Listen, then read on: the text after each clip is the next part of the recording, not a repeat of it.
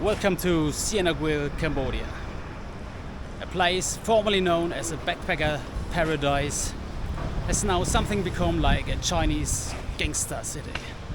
However, the truth is always a little bit more complicated than the headlines. So just follow me today through a journey through this city. Sihanoukville started as Cambodia's main port city in the 1950s. For decades it was quiet: fishermen, trade and later backpackers.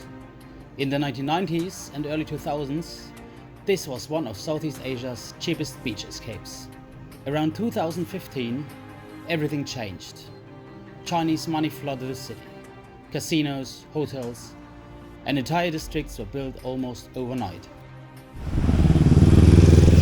So, formerly this was actually the pier in Sihanoukville. So from here, all the boats, the ferries to the islands like Korong Samlearn departed. Yeah, I think there's still something going on here. Korong Samlearn, so there still might be ferries departing here. Just have a look.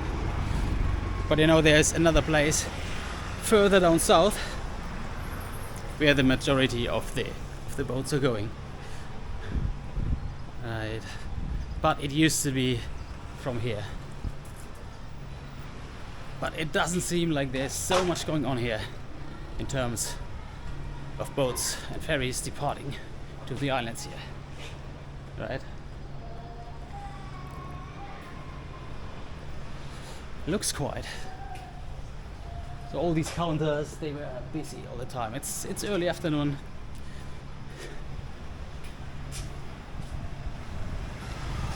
Excuse me, bon. Now you have boat to Korong Samlearn or no? We have boat, but we change to another pier. Oh, the other pier further down south, yeah. From Sihanoukville port, not right. from here. Yeah. So now you only you can buy tickets or Yeah. anything else? Actually, Yeah, only tickets, but you have to depart from there. but no? if you do buy ticket from here, we have the transfer from here to the port. Ah, right. Yeah, it's not charged anymore. Okay, thank you for the You're information. welcome. Yeah, Bye-bye. thank you. Bye. Yeah, as I expected it. So they're still selling some tickets here, but the actual pier is just further down the beach here. It's another place. So what I always like about Cambodia is how friendly the people are. Friendlier than I would say in most other places in Asia. But there's always construction going on here.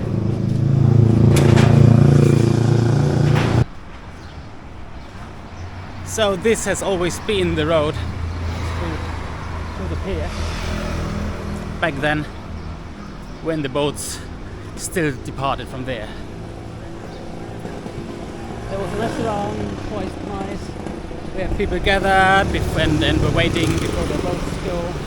Yeah, you could have a drink, a little bit overpriced food, but it was actually quite nice. To the line roundabout. Let's see what's going on there.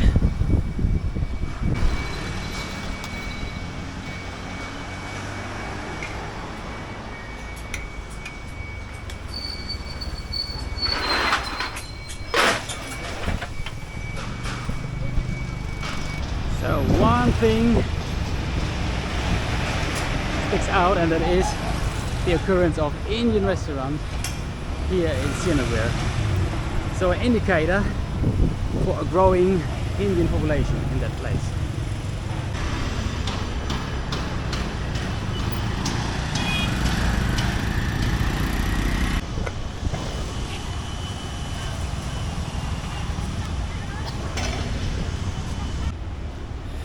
Here we go, approaching the double line roundabout,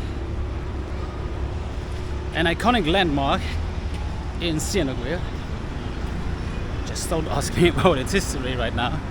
They just built it maybe in the 80s, in the 90s, in the 80s, not that old. Maybe even in 2001 whatnot, I have no idea. But it is a very iconic landmark here in Sihanoukville. ABA Bank, also iconic. But recently they started to charge about 20,000 real for every single transaction. And this is like $5, right? Not really reasonably priced, I would say. So I'm here in the parking lot where I got lost. I don't want to make a scratch on some Chinese mafia car, but they're looking not like cars from people that make money with criminal activities. So here we are, the Lion. Here we go. So before the year 2019 to 2020, there was a huge influx of Chinese people coming in due to the Belt and Road Initiative, and they were basically starting to build casinos, one casino after another. You know, in this time it seems like the whole city was permanently under construction, right? So then COVID hit the place, and the whole gambling thing just came to a halt. You know, yeah. It never really revived even after the COVID thing was was done, basically, because China was one of the last countries that had a full lockdown and travel ban for the citizens and so on. So what happened is that something much more darker happened with these places. You can imagine many casinos were abandoned and not in use anymore. So they built up some online scam centers, basically, right?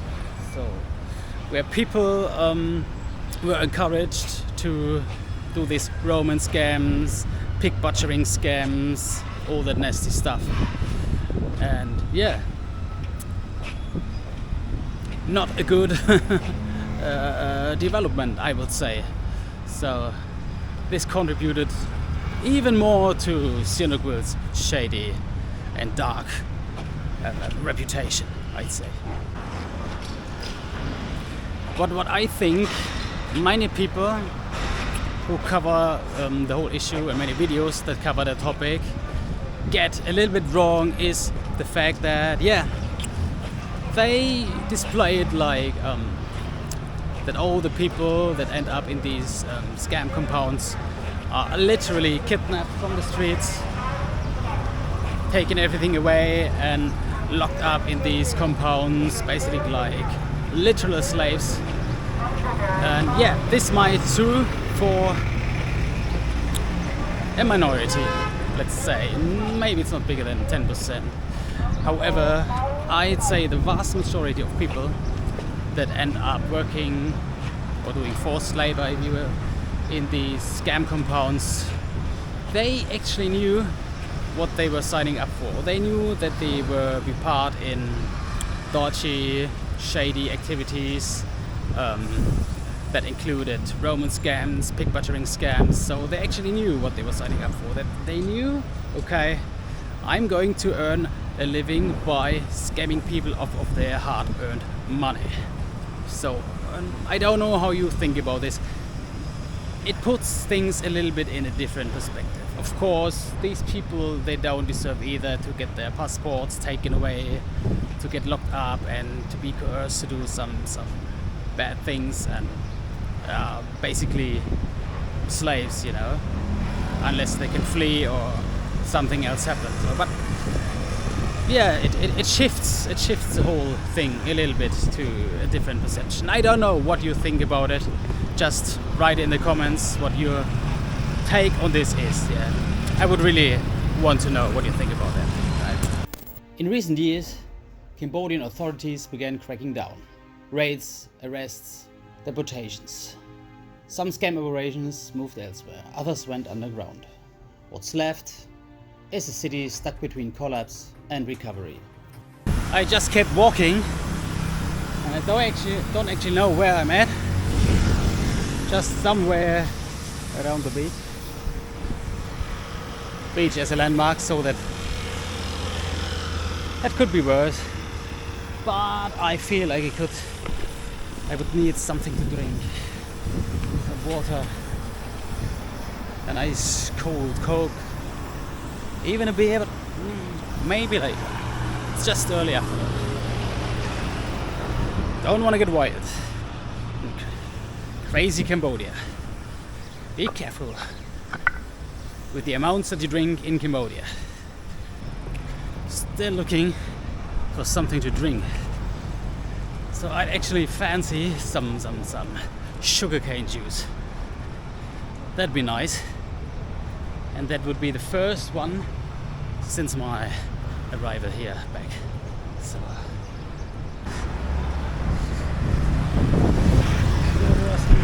then again. No, not seeing it. It's always the same, seemingly. All the street vendors, everything, all over the place. Everything available at any time. But once you're looking for something particular, you won't find it. It's always the same. Jesus.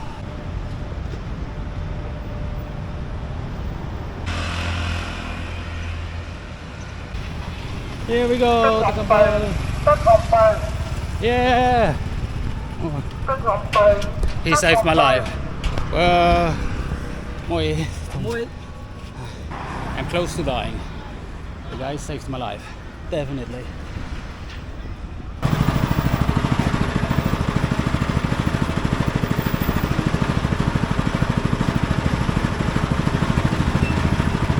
A little bit of lemon.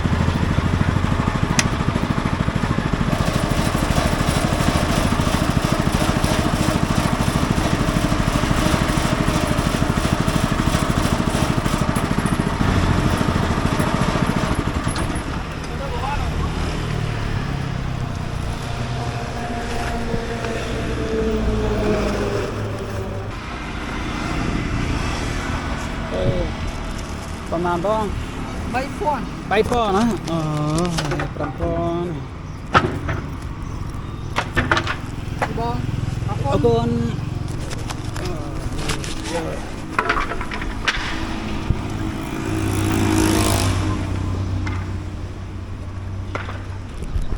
Nice. We stopped a sugarcane vendor. Dude really saved my life. Hey. So thirsty. However, I didn't want to put up with some regular water. No. I want me sugarcane juice. Long time I not have something like this. Let's keep enjoying it.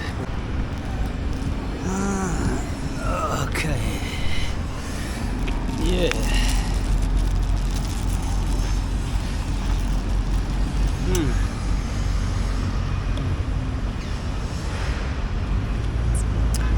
Enjoying this, drinking this, then we're ready for some further investigations. This is what it's looking like, a huge grocery market. Really fucking huge, massive. I think they have everything, mostly Chinese products, I could imagine. I'll definitely go back here. Oh, look at this king crab. Seafood. Looks like I'm rehydrated enough to explore Sihanoukville a little bit further. Right now we're at the Otres Beach. And here you can see some of these booths, drinking booths. Yeah, they usually cater to people, mostly Chinese, who want to sit here on the beach, drink a couple of beers, enjoy. But it was different back then, before 2015, I'd say. totally different. Obviously, the place is more like an evening venue, so it's like 4 o'clock in the afternoon. And things are just starting off here, as you can see. Before 2015, 2016, before Sihanoukville had been taken over totally by the Chinese, all this area here with the booths and the small buildings, the small bars, they were basically girly bars. I mean, the girly bars that you know from Thailand or that you might heard of in Phnom Penh. Yeah, these venues with hostess girls and yeah, some naughty things going on. So this was, I would say, a side effect of the whole backpacker tourism, of the whole influx from European visitors. So there was, yeah, of course, this shady sex tourism set up. So, and Sihanoukville became quite infamous for that. However, when the Chinese took over in 2016, 2017, they completely demolished the whole area, and yeah, they just set their own sex tourism venues up, you know. So it works differently for the Chinese, though. They like more this KTV stuff, this karaoke style, and so they just set up dozens and maybe if not hundreds of these KTV stalls. However, the naughty tourism stuff, catering to Westerners, Europeans, Americans, yeah, this thing was completely demolished. That completely went away. Yeah, this was the upper part of the beach called Otres Beach. I think we have a look into Chinatown, right? So let's see if we can get a tuk-tuk. Yeah. Stay bong, Otres. Otres. Okay.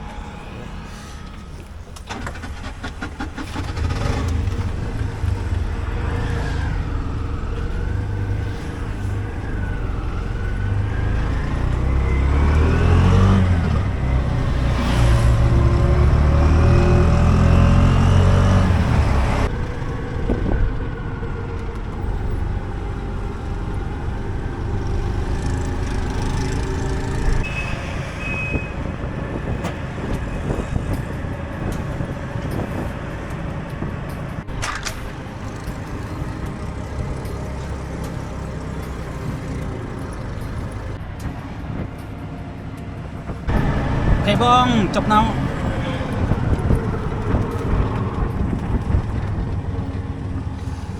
Here we go.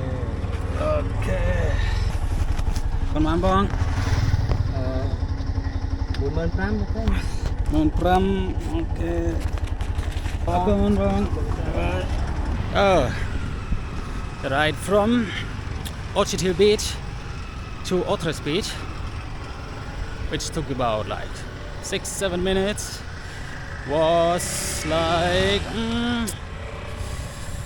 253, yeah, 350, about 350. It could get cheaper if you use this pass app, you know, because they have fixed prices there, and the drivers, yeah, they charge a little bit up, you know. It's a little bit, you pay a little bit up when you don't use this app, but it's okay. I mean, it's still affordable. It's not a fortune, so I'm okay with that. Otres Beach, here we go. As you can see, not too many people, and no foreigners. Seemingly no foreigners at all. No Russians. A few Chinese, but especially no Europeans.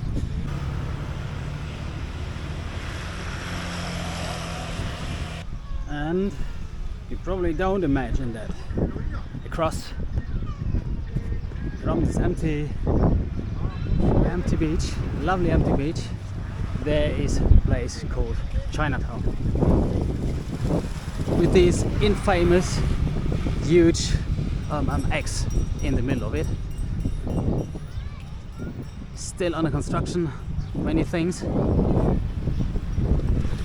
And this is the area that is notorious for the so-called scam compounds.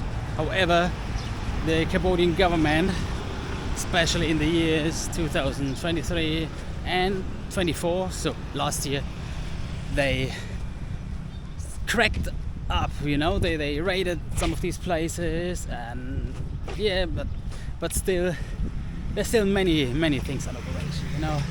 Whenever you see a building, huge building, former casino in most of the cases, you know, and it's protected by barbed wire, by a security guard, and you cannot really look inside these places, right? So, and they don't allow you to film there, right? So once you approach them with the camera, and the security guard will immediately give you to know that he's not amused with filming here, right? Constructions are still going on there in this place, right? In this place called Chinatown here in Sihanoukville. Pretty boy. But the really bad thing is that people only want to see the places bad reputation as a former sex tourism hub, or a former backpacker dump, backpacker shithole, if you want to use these words, or just recently as a failed Las Vegas that has turned into a scam city with forced labor and all this stuff. Yeah, beside that, it has an amazing beach. It is one of the nicest beaches I've ever seen in Southeast Asia, to be honest, you know. You can go to the islands, the beach is not better. Okay, there's a problem with littering, but apart from that, man, I love the beach here. You even have a free Wi-Fi here, right? Free internet. Just imagine that. It's not overcrowded. The worst things a beach can be is overcrowded. Here you don't have these problems at all. You come here, there's always a couple of chairs or even hammocks. You get hammocks, chairs with hammocks. The place always free for you. Or if you don't want that, you just chill at the beach, you know. Water's always nice, it's clear, right?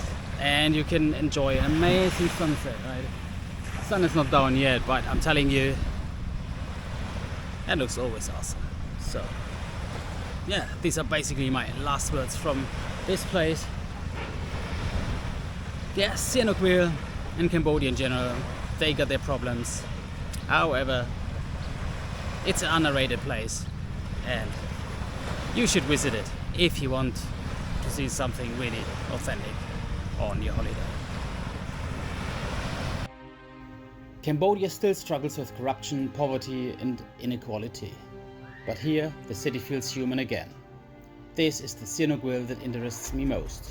Not the headlines, but the everyday moments. Street photography slows you down. It forces you to look instead of judge. Travel isn't always about comfort.